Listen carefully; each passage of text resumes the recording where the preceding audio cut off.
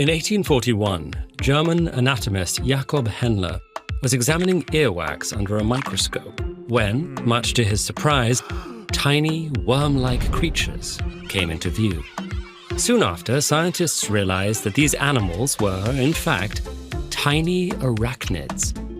And now we know they belong to a group of mites, which scientists named Demodex, that contains more than 100 different species that live in and around mammals' hair follicles.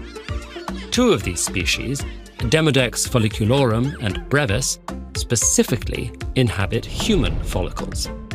And not just some people's. Nearly everyone is thought to host mites from at least one of these two Demodex species. One person's face might harbor hundreds or even thousands of individual mites. So, yes, on any given day, microscopic arachnids are probably eating, mating, and laying eggs inside your pores. So, is this okay?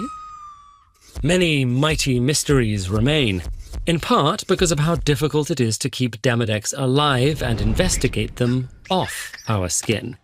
But scientists have begun teasing out the truth, and it turns out that our entanglement is probably just about as old as we are. It seems that the mites' ancestors developed and diversified alongside mammals, moving into their pores and feeding off the oily secretions in their hosts' follicles. Then, we humans eventually came about with our very own follicular mites to accompany us, and we've been inseparable ever since. Babies seem to inherit Demodex mites through direct contact, like during birth and breastfeeding, and a person's mite population tends to grow after puberty, probably in response to changes in our hormones, oiliness, and immune responses. The mites mostly reside on our faces, especially our noses, where our pores and oil glands are larger.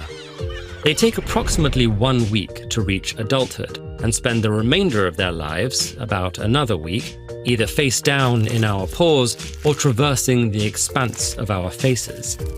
As you might expect, based on the fact that they're usually embedded within our skin, our daily routines are pretty tightly synced.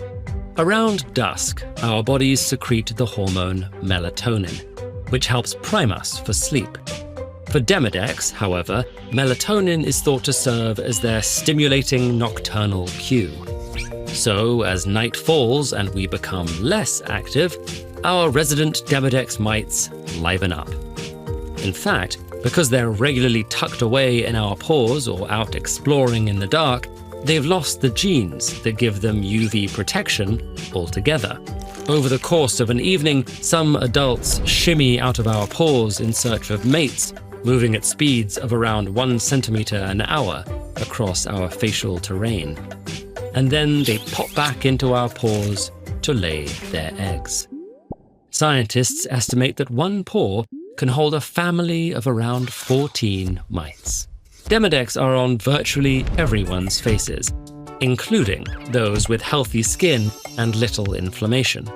It seems that Demodex mites are only associated with skin issues in cases where some kind of immune dysfunction is at play, like when someone's immune system reacts strongly to the mite's presence or doesn't adequately suppress their populations, all of which can cause inflammation.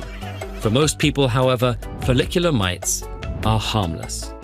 And most people maintain their original mite lineages, even as they travel or move to new parts of the world. What's more, it seems that different lineages of mites evolved alongside different populations of people, so scientists may be able to tell your ancestry by merely studying the mites that colonize your face. Because mite populations stick with one person, however, they have limited breeding opportunities, which reduces their overall genetic diversity. This might have set our follicular mites on a path for extinction, but that would be a long ways off. In the meantime, you can look at yourself in the mirror and rest assured that your face is, in fact, teeming with a multitude of mites. And with that, nighty-night, and sleep tight.